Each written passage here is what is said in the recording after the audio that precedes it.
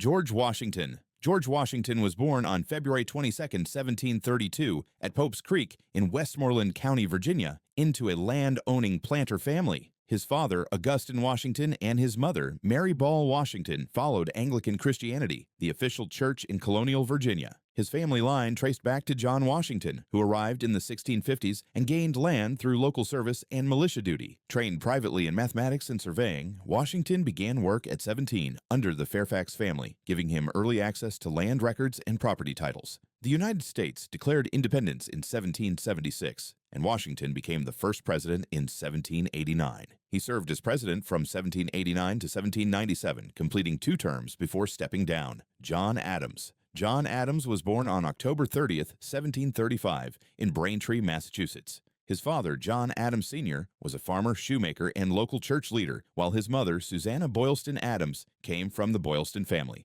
a well-known New England lineage connected to physicians, ministers, and Harvard graduates. The family followed Congregational Christianity, which dominated education and civic life in New England. Adams entered power through learning rather than land, attending Harvard College and later working as a lawyer. This intellectual family background gave him early access to political debate, legal circles, and revolutionary leadership. After independence in 1776, he became the second U.S. president in 1797 and served until 1801. Thomas Jefferson. Thomas Jefferson came from one of Virginia's most powerful families, entering life in 1743. His mother, Jane Randolph, belonged to the Randolph family, which already controlled land and politics in the colony. His father, Peter Jefferson, worked as a surveyor and landowner, giving the family money and influence. The household followed Anglican Christianity, the religion tied to government and law at the time. Jefferson studied privately and later learned law at the College of William and Mary. He helped declare independence in 1776 and served as president from 1801 to 1809. That background shaped his actions. During his time in power, he spoke about equality, but owned hundreds of enslaved people. James Madison.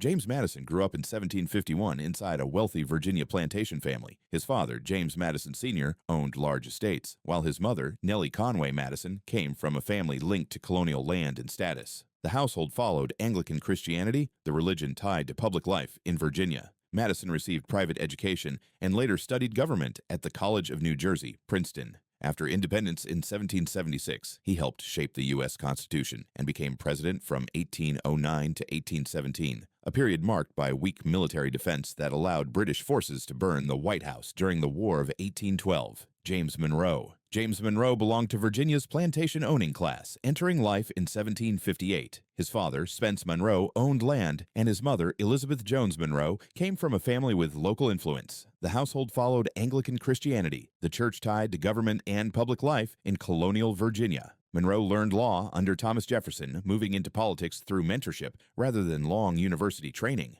After independence in 1776, he served as president from 1817 to 1825, a period later called the Era of Good Feelings, even as slavery and territorial expansion continued to divide the country. During his presidency, he supported plans to send free Black Americans to Liberia, showing how power tried to manage slavery rather than end it. John Quincy Adams. John Quincy Adams entered politics with power already built into his family, coming into life in 1767. He was the son of John Adams, a future president, and Abigail Adams, one of the most educated women in early America. The family followed Congregational Christianity, which shaped politics and education in New England. From a young age, Adams traveled across Europe with his father and worked in diplomacy before adulthood, gaining experience most Americans never had. After independence in 1776, he rose through government and became president from 1825 to 1829, even though he won office without the popular vote. After leaving the presidency, he returned to Congress and became the only former president to serve decades in the House, where he openly fought against slavery. Andrew Jackson. Andrew Jackson entered American life in 1767 without elite family backing. His parents were poor Scotch-Irish immigrants from Ireland, and his father died before he was born. The household followed Presbyterian Christianity, common among frontier settlers. Jackson grew up on the Carolina frontier, received little formal education, and built his career through military service and law rather than inheritance. After independence in 1776, he rose through warfare and politics and became president from 1829 to 1837. During his presidency, he pushed the Indian Removal Act, a policy that forced Native American nations off their land and led to mass death on the Trail of Tears. Martin Van Buren. Martin Van Buren entered politics through organization rather than land, beginning life in 1782 in New York. His family were Dutch Americans, and his father owned a small tavern, placing Van Buren closer to the middle class than the planter elite. The household followed Dutch Reformed Christianity common among New York's early settlers. Trained as a lawyer, Van Buren built power by creating strong political machines and party loyalty instead of relying on wealth or ancestry. He became president from 1837 to 1841, inheriting a collapsing economy caused by earlier financial policies. During his term, the Panic of 1837 triggered mass unemployment and bank failures, tying his presidency to one of the worst economic crashes of the era. William Henry Harrison. William Henry Harrison entered American power through family status, beginning life in 1773. His father, Benjamin Harrison V, was a wealthy Virginia planter and a signer of the Declaration of Independence, placing the family inside the political elite. The household followed Anglican Christianity, the church tied to public office in Virginia. Harrison trained as a military officer and built his reputation through frontier warfare rather than law or debate. He became president in 1841, but his time in office lasted only 1 month. His sudden death made him the first U.S. president to die in office, exposing how unprepared the system was for presidential succession. John Tyler. John Tyler came from Virginia's old political class, entering life in 1790 with power already nearby. His father, John Tyler Sr., served as governor of Virginia and later as a federal judge, placing the family close to national decision-making. Religion in the household followed Anglican Christianity, later called the Episcopal Church, after independence. Tyler studied law and stepped into politics through family standing rather than battlefield success. He became president in 1841 after William Henry Harrison's sudden death, without winning a national election. During his term from 1841 to 1845, his own party turned against him, leaving him isolated while still holding the highest office. James K. Polk.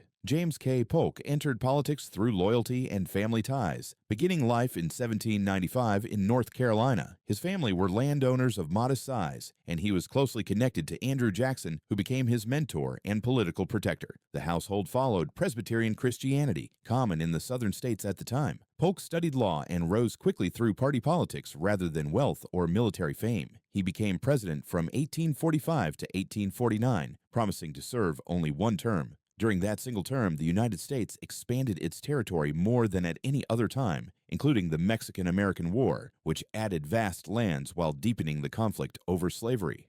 Zachary Taylor. Zachary Taylor reached the presidency through the battlefield, not political debate, entering life in 1784. He came from a slave-owning family with roots in Virginia and Kentucky, placing him inside the southern landholding world. Religion in the household followed Anglican Christianity, later linked to the Episcopal Church. Taylor spent most of his life in uniform, fighting frontier wars and gaining national fame during the Mexican-American War. That military reputation carried him straight into the presidency from 1849 to 1850, even though he had almost no political background. His term ended abruptly with his death in office, leaving the country uncertain and divided over slavery and expansion. Millard Fillmore. Millard Fillmore came from a poor family in New York in 1800. His parents were tenant farmers with little land or money, placing him far from the political elite. The household followed Unitarian Christianity, which later influenced his views on government and reform. Largely self-educated, Fillmore taught himself law while working as a clerk, slowly building status through effort rather than family name. He became president from 1850 to 1853 after Zachary Taylor's death, inheriting a fragile nation.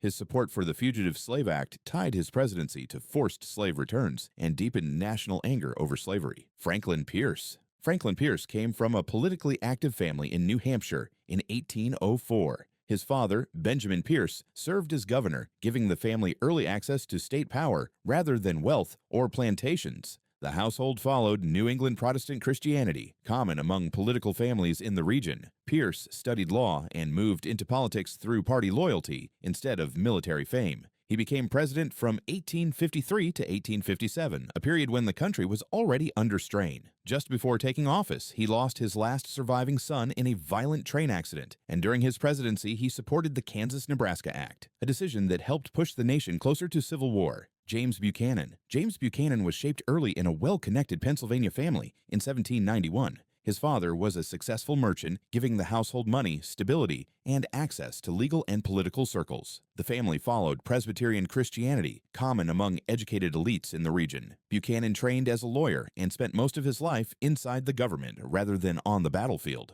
He became president from 1857 to 1861, just as the country was breaking apart. As Southern states began to secede, he refused to act decisively, leaving the crisis unresolved and passing a divided nation to his successor, Abraham Lincoln. Abraham Lincoln grew up far from power, coming from a poor frontier family in 1809. His father, Thomas Lincoln, worked as a farmer and carpenter with no political or land-owning status to pass down. The household followed Baptist Christianity, common among rural settlers. Lincoln received almost no formal schooling and taught himself to read law while working manual jobs. He entered politics through debate and persistence rather than family backing. He became president from 1861 to 1865, leading the nation through the Civil War. His leadership ended with assassination, making him the first U.S. president to be killed in office. Barack Obama. Barack Obama came from a mixed background that stood apart from earlier presidents, entering life in 1961. His father, Barack Obama Sr., was a Kenyan economist from the Luo ethnic group, while his mother, Ann Dunham, came from a white American family with roots in Kansas. Religion in his early life was mixed, shaped by different cultures, before he later identified as Christian.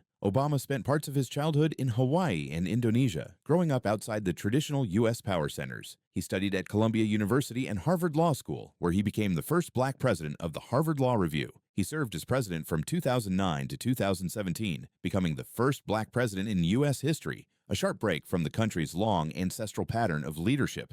Donald Trump. Donald Trump came from inherited wealth and business power, entering life in 1946. His father, Fred Trump, was a successful real estate developer in New York, building large housing projects and passing down capital and connections. The family followed Presbyterian Christianity, later shifting to non-denominational Christian affiliation. Trump attended private schools and studied business at the Wharton School, preparing him for corporate leadership rather than public service. He entered politics without prior government or military experience and served as president from 2017 to 2021. His presidency broke political norms, and he became the first U.S. president to be impeached twice, reflecting how outsider leadership collided with established institutions. Watch the most powerful ranks in the U.S. Army to understand how power works on the battlefield. Like and subscribe for a more clear history.